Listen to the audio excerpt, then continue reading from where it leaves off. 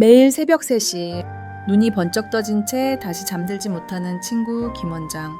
몇 달을 그렇게 지내던 그는 결국 극심한 수면 부족으로 쓰러져 응급실로 실려갔습니다. 그날 하얀 불빛 아래 누워있는 그의 얼굴은 순식간에 10년은 늙어 있었고 의사인 저조차도 가슴이 철렁 내려앉았습니다. 그 순간 저는 깊이 깨달았습니다. 잠은 단순한 휴식이 아니라 우리 생명과 직결된 필수 조건이라는 것을요. 혹시 여러분도 요즘 새벽마다 눈이 떠지고 다시 잠이 오지 않아 괴로운 시간을 보내고 계신가요? 수면제 없이는 도저히 하루를 버틸 수 없다고 느끼신 적이 있나요? 그렇다면 오늘 제가 드리는 이야기가 분명 도움이 될 것입니다. 안녕하세요. 저는 20회 넘게 노년 건강을 지켜온 김윤희입니다. 수많은 어르신들을 만나면서 가장 많이 들은 말이 있습니다. 선생님, 이제는 약 없이는 절대 못 자요. 그 말을 들을 때마다 마음이 아팠습니다. 왜냐하면 그분들 대부분은 약 없이도 충분히 숙면할 수 있는 몸과 마음을 이미 가지고 계셨기 때문입니다. 오늘은 제가 직접 지도해 수면제를 줄이고 마침내 끊어낸 어르신들의 방법을 알려드리겠습니다. 집에서도 쉽게 실천할 수 있는 비약물 수면법, 지금부터 시작하겠습니다. 오늘의 건강 이야기를 전해드리기 전에 구독과 좋아요 버튼을 한 번씩 눌러주시면 감사하겠습니다. 여러분은 지금 어디에서 이 영상을 보고 계신가요? 댓글로 시청 장소를 남겨주시면 여러분의 건강을 응원하는 데 큰 힘이 됩니다. 얼마 전 이옥부님이라는 75세 어르신이 제 진료실을 찾아오셨습니다. 항상 단정하게 차려입고 오시던 분인데 그날은 얼굴에 피곤함이 가득했습니다. 평소 환한 미소를 짓던 표정은 사라지고 창백한 피부와 눈 밑에 짙은 다크서클이 눈에 띄었습니다. 진료실 의자에 앉으시며 힘없이 한숨을 내쉬셨습니다. 조 박사님, 새벽 2시만 되면 눈이 떠져요. 그 다음부턴 아무리 누워도 다시 잠이 안 와요. 그 목소리에는 절망감이 묻어 있었고 지친 눈빛은 마지막 희망을 걸고 있다는 듯 저를 바라보았습니다. 이옥부님은 잠을 못 자는 날이 이어지면서 일상까지 무너지고 있다고 하셨습니다. 식사도 제대로 못하고 낮에는 계속 졸리고 손주를 돌볼 때도 집중이 안 된다고 하셨습니다. 저는 그분의 손을 살며시 잡으며 말씀드렸습니다. 어르신, 깨는 건 괜찮습니다. 나이가 들면 누구나 수면이 얕아지고 중간에 깨는 일이 많아집니다. 하지만 중요한 건 그 다음입니다. 깨고 난 후 다시 잠드는 방법만 배우시면 됩니다. 이 말을 전하자 이옥부님의 눈가가 붉어졌습니다. 작은 눈물방울이 맺히며 떨리는 목소리로 말씀하셨습니다. 그렇게 말씀해 주시니 위로가 됩니다. 모두 약을 먹으라고만 하던데. 그 한마디가 제 마음을 울렸습니다. 의사로서 약물 처방도 중요하지만 때로는 환자에게 가장 필요한 것이 희망과 이해라는 사실을 다시 깨달았습니다. 많은 분들이 이렇게 말씀하십니다. 나이 들면 원래 잠이 없어요. 부분적으로 맞는 말이지만 전부는 아닙니다. 노화로 인해 깊은 수면은 줄고 수면 주기가 짧아지는 것은 사실입니다. 수면 연구에 따르면 20대에 비해 70대는 깊은 수면 단계인 서파 수면이 약 70%까지 감소합니다. 그래서 예전처럼 푹 자지 못한다고 느끼는 것이죠. 그렇다고 평생 못 자는 몸이 되는 것은 아닙니다. 지금 필요한 건 체념이 아니라 조율입니다.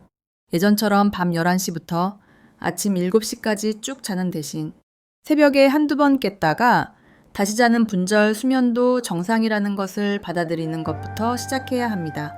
우리 선조들도 사실 한 번에 8시간씩 자지 않았다는 사실 알고 계신가요? 역사 기록을 보면 산업화 이전의 사람들은 저녁에 일찍 잠들고 한밤중에 잠시 깨어 활동하다가 다시 이른 아침까지 자는 이단 수면이 일반적이었습니다. 이것이 노년기에 자연스럽게 나타나는 변화라는 것을 인정하는 순간 오히려 마음이 편해지고 잠도 더 잘 오게 됩니다. 제 경험으로는 수면에 대한 불안감이 오히려 불면증을 악화시키는 가장 큰 원인 중 하나입니다. 잠을 못 자면 어떡하지? 라는 걱정이 몸을 긴장시키고 그 긴장이 다시 수면을 방해하는 악순환을 만듭니다. 이 악순환을 끊는 첫 단계는 바로 수면 패턴의 변화를 받아들이는 것입니다. 가장 먼저 권해드리고 싶은 방법이 있습니다. 바로 478 호흡법입니다. 이 호흡법은 하버드 의과대학의 앤드루 웨일 박사가 개발한 것으로 단 60초 만에 신체의 이완 반응을 유도할 수 있습니다. 코로 4초 동안 천천히 들이마시고 7초 동안 숨을 멈춘 뒤 입으로 8초 동안 천천히 내쉽니다. 이 호흡은 교감신경을 가라앉히고 부교감신경을 활성화시켜 몸과 뇌를 이완 상태로 만들어줍니다. 교감신경은 우리 몸을 긴장시키고 싸우거나 도망가라는 반응을 활성화합니다. 이 신경이 지나치게 활성화되면 잠들기가 어렵습니다. 반면 부교감신경은 휴식과 소화 반응을 담당하며 이 신경이 활성화되면 멜라토닌 분비가 촉진되어 수면을 돕습니다. 실제로 하버드 의대 연구에 따르면 이런 깊은 호흡은 스트레스 호르몬인 코르티솔 수치를 낮추는데 효과적이라는 사실이 밝혀졌습니다. 호흡법을 처음 시도하면 7초간 숨을 참는 것이 불편할 수 있습니다. 그러나 걱정하지 마세요. 처음에는 3초, 5초, 6초로 시작해도 됩니다. 중요한 거는 규칙적인 호흡 리듬을 만드는 것입니다. 75세 한모님은 이 방법을 배우신 후 이렇게 말씀하셨습니다. 처음엔 잘 안 됐는데 사흘쯤 지나니 숨만 쉬어도 눈이 저절로 감기더라고요. 한모님은 이 호흡법을 배우기 전에는 매일 밤 수면제를 복용했지만 2주가 지나자 일주일에 3번으로 줄일 수 있었습니다. 이 호흡법의 장점은 잠들기 전뿐 아니라 낮에 스트레스를 느낄 때도 언제든 할 수 있다는 점입니다. 제 환자 중에는 이 호흡법 덕분에 불안 발작까지 줄었다는 분도 계셨습니다. 두 번째로 알려드릴 방법은 전신근육 이완법입니다. 수면은 머리가 아니라 몸이 먼저 합니다. 아무리 자야 한다고 마음속으로 명령해도 몸이 긴장 상태라면 잠들 수 없습니다. 특히 노년기에는 근육 긴장이 증가하는 경향이 있어 이 방법이 더욱 효과적입니다. 누운 채로 발가락에 힘을 꾹 주었다가 툭 풀어보세요. 종아리, 허벅지, 배, 가슴, 어깨, 팔, 손가락까지 각 부위를 3초간 조였다가 천천히 푸는 동작을 반복합니다. 마지막으로 턱과 이마 근육도 부드럽게 풀어줍니다. 이 운동을 3번에서 4번 반복하면 수면제가 잘 듣지 않던 분들도 몸이 따뜻해지고 스르륵 잠에 듭니다. 최근 만난 78세 정성님의 사례가 기억에 남습니다. 정성님은 20년 넘게 매일 수면제를 복용해 오셨지만 이 근육 이완법을 꾸준히 실천한 끝에 수면제 복용량을 절반으로 줄이는 데 성공하셨습니다. 처음엔 귀찮고 효과가 있을까 의심했지만 계속 하다 보니 몸이 스스로 잠들 준비를 한다는 것을 느낄 수 있었다고 하셨습니다. 근육 이완이 깊은 수면을 유도한다는 사실은 신경과학적으로도 입증되었습니다. 우리 몸의 근육이 풀리면 뇌에서 수면을 촉진하는 신경 전달 물질이 분비되기 시작합니다. 특히 노년기에는 목, 어깨, 허리의 긴장이 심해지는 경우가 많기 때문에 이 부위를 중점적으로 이완시키면 효과가 더 커집니다.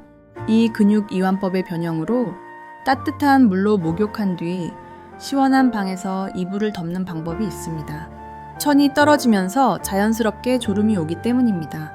수면 연구에 따르면 천이 약 0.5도 정도 떨어질 때 가장 잠이 잘 온다고 합니다.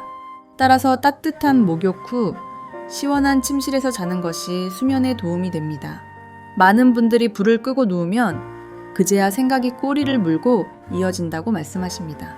특히 어르신들은 젊은 시절의 추억, 현재의 걱정, 미래에 대한 불안이 밤이 되면 더 선명하게 떠오르곤 합니다. 72세 이미경님은 이렇게 말씀하셨습니다. 밤마다 지나간 일들이 영화처럼 떠오르는데 그러다 보면 새벽이 되어버려요. 밤이 되면 우리 뇌는 하루 동안의 일을 정리하려 합니다. 낮에는 외부 자극에 반응하느라 바빴던 뇌가 밤에는 내면의 소리에 귀 기울이게 되는 것이죠. 이럴 땐 2가지 방법을 추천드립니다. 첫째, 생각을 종이에 적는 것입니다. 잠들기 30분 전에 공책을 펴고 오늘 마음에 걸리는 생각이나 내일 해야 할 일들을 모두 적어보세요. 떠오르는 단어나 걱정을 종이에 써서 머리맡에 두면 이건 내일 처리할 문제야 하고 스스로 정리하게 됩니다. 정신의학 연구에 따르면 생각을 글로 표현하는 행위는 감정을 조절하는 전전두엽의 활동을 촉진하고 불안을 담당하는 편도체의 활동을 감소시킵니다. 둘째, 반복 문장에 집중하는 것입니다. 나는 지금 쉰다. 괜찮아. 지금 편하다와 같은 짧은 문장을 반복하면 뇌는 복잡한 생각 대신 리듬을 기억하게 됩니다. 이것은 일종의 자기 최면으로 뇌파를 안정시키고 잠들기 좋은 상태로 만들어줍니다. 실제로 펜실베이니아 대학 수면 연구팀은 취침 전 5분간 간단한 문장을 반복하는 것만으로도 수면 유도 시간이 평균 15분 단축되었다는 결과를 발표했습니다. 제 환자 한 분은 매일 밤 오늘 하루도 감사합니다라는 말을 10번씩 반복했더니 어느새 아침이 되어 있었다고 하셨습니다. 이 방법의 핵심은 단순하고 긍정적인 문장을 선택하는 것입니다. 복잡한 내용이나 부정적인 단어가 들어가면 오히려 뇌를 각성시킬 수 있으니 주의해야 합니다. 이제 낮잠에 대해 이야기해 보겠습니다. 많은 어르신들이 낮잠을 자면 밤에 잠이 안 온다고 생각하지만 올바른 낮잠은 오히려 밤잠에 도움이 됩니다. 오후 3시 이전에 20분 이내로 자는 것이 중요합니다. 15분만 눈을 감고 쉬어도 뇌가 회복됩니다. 왜 오후 3시 이전이어야 할까요? 우리 몸에는 수면 압력이라는 것이 있는데 아침에 일어난 순간부터 이 압력이 점점 쌓입니다. 이 압력이 충분히 쌓여야 밤에 깊은 잠을 잘 수 있습니다. 그런데 오후 늦게 긴 낮잠을 자면 이 수면 압력이 해소되어 밤에 잠들기 어려워집니다. 실제로 미국 항공우주국, 즉 나사의 연구에 따르면 우주 비행사들이 26분 동안 낮잠을 잤을 때 인지 능력이 34% 향상되었다고 합니다. 이처럼 짧고 적절한 낮잠은 오히려 오후와 저녁 시간을 더 활기차게 만들어줍니다. 또 하나 효과적인 방법은 눈동자 운동입니다. 눈을 감은 채 좌우로 천천히 움직여 보세요. 이렇게 하면 뇌파가 이완되면서 자연스럽게 졸음이 찾아옵니다. 이 방법은 심리치료에서 사용하는 안구 운동 둔감화 및 재처리 요법에서 착안한 것입니다. 76 세방모님은 이렇게 말씀하셨습니다. 눈만 움직였을 뿐인데 생각이 멈추고 어느새 잠들어 있었어요. 이렇게 간단한 방법이 이렇게 효과가 있을 줄 몰랐어요. 방보우님은 이 방법을 배우기 전에는 매일 밤 2-3시간씩 뒤척였지만 지금은 20분 이내에 잠든다고 하셨습니다. 이 경험은 과학적으로도 설명이 가능합니다. 눈동자의 좌우 움직임은 뇌의 좌우 방구를 번갈아 활성화시키는데 이 과정에서 뇌가 편안한 알파파 상태로 전환되기 때문입니다. 이 방법을 시도할 때는 너무 빠르게 움직이지 말고 편안한 속도로 천천히 좌우로 움직이는 것이 중요합니다. 마치 명상하듯 자연스럽게 눈을 움직여 보세요. 69 세박정님은 오랫동안 수면제 없이는 잠들 수 없었습니다. 20년 넘게 수면제를 복용했고 약의 용량도 점점 늘어나고 있었습니다. 매일 밤 약을 먹으면서도 이러다 약에 완전히 의존하게 되는 건 아닐까? 혹시 약 때문에 치매가 생기지 않을까? 하는 불안이 계속 따라다녔습니다. 진료실에서 만난 박정님의 눈에는 걱정과 두려움이 가득했습니다. 그래서 제가 이렇게 말씀드렸습니다. 오늘부터 저녁 루틴을 만들어 보세요.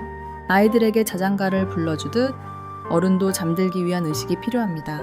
오후 9시가 되면 발을 따뜻한 물에 담가 10분간 조격을 하시고 라벤더 오일을 수건에 한 방울 떨어뜨려 베개 옆에 두세요. TV는 잠들기 30분 전에 끄고 조명은 노란빛 스탠드만 켜두는 겁니다. 처음엔 의심스러운 표정이셨지만 한 달 후 박정님은 달라진 모습으로 찾아오셨습니다.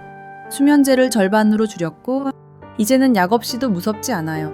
그 얼굴에 피어난 미소를 보며 저는 다시 한번 의사로서의 보람을 느꼈습니다. 이 저녁 루틴이 효과적인 이유는 우리 몸의 서케디안 리듬, 즉 생체시계와 관련이 있습니다. 몸은 규칙적인 패턴을 좋아합니다.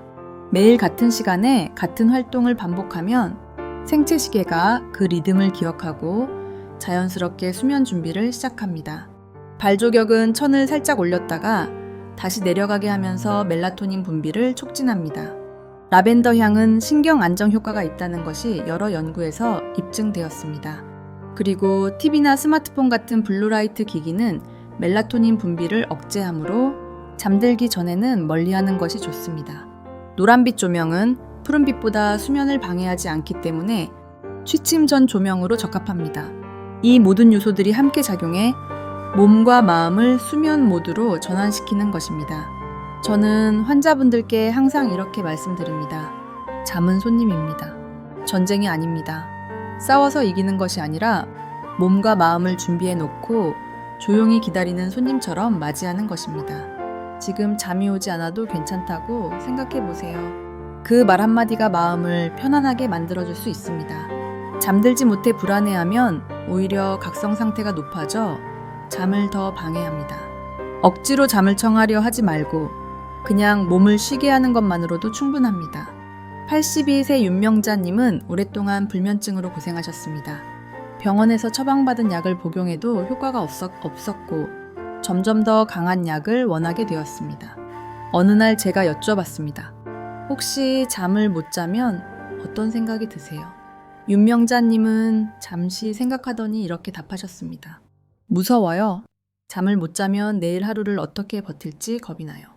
바로 그것이 문제였습니다. 잠에 대한 두려움, 잠을 못 자는 것에 대한 불안이 오히려 수면을 방해하고 있었던 겁니다. 그래서 저는 이렇게 조언 드렸습니다.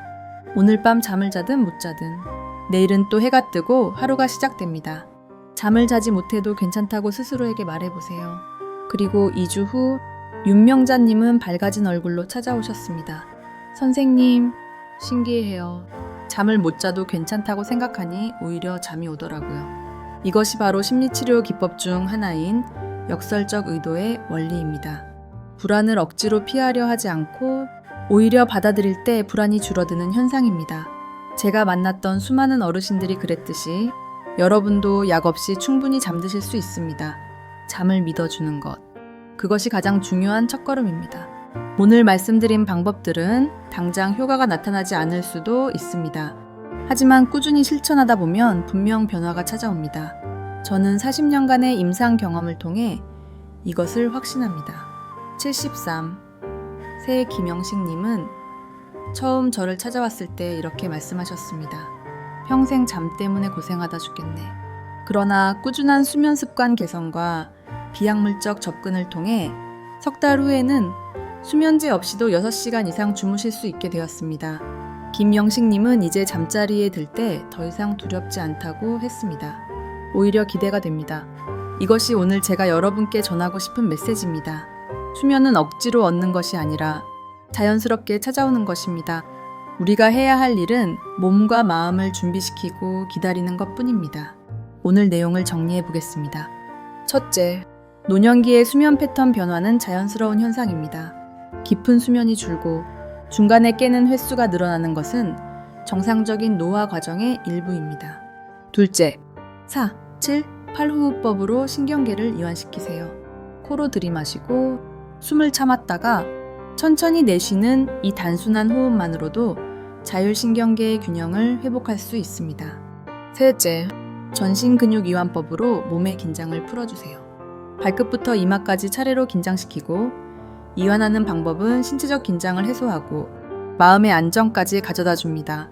넷째, 생각 쓰기와 반복 문장으로 마음을 차분하게 하세요. 머릿속을 맴도는 생각들을 종이에 옮겨 적고 짧고 긍정적인 문장을 반복하면 불안이 줄어듭니다. 다섯째, 낮잠과 눈동자 운동을 활용하세요. 오후 3시 이전의 짧은 낮잠은 밤잠에 도움을 주며 눈동자 운동은 뇌를 안정된 상태로 전환시킵니다. 여섯째, 저녁 루틴을 만들어 몸과 마음을 수면 모드로 전환하세요. 매일 같은 시간에 같은 활동을 반복하면 생체 시계가 그 리듬을 기억합니다. 마지막으로 잠은 손님처럼 자연스럽게 맞이하세요.